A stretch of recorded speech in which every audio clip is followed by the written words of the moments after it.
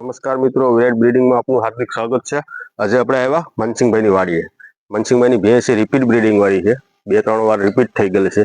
1-2 વાર એ કરાયેલું છે, 1-2 વાર નેચરલી કરાયેલું છે.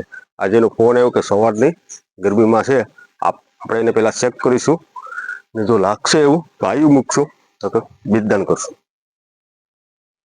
રિપીટ બ્રીડિંગમાં છે ને ડાયગ્નોસિસ કરવું ખૂબ મહત્વનું હોય છે. ઘણી વખત ગર્ભાશયના ઇન્ફેક્શનના લીધે પણ રિપીટ થતું હોય છે.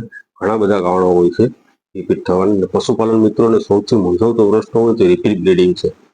રિપીટ બ્રીડિંગના લીધે છે ને અત્યારે પશુધન બહુ આપણું નબળું પડે છે.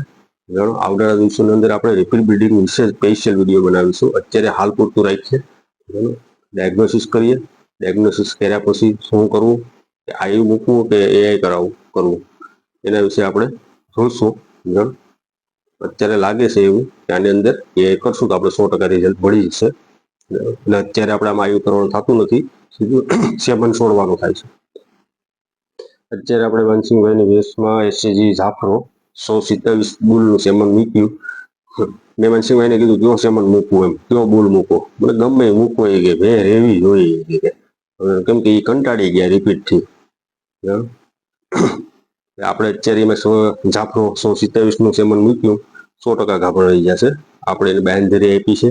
તો મિત્રો, ચેનલને સબસ્ક્રાઈબર ન કરી હોય તો સબસ્ક્રાઈબર કરજો, લાઈક કરજો, શેર કરજો, તમારા મિત્રોને શેર કરજો, જેથી કરીને આવનારા વિડીયોની નોટિફિકેશન સમયસર મળતી રહે.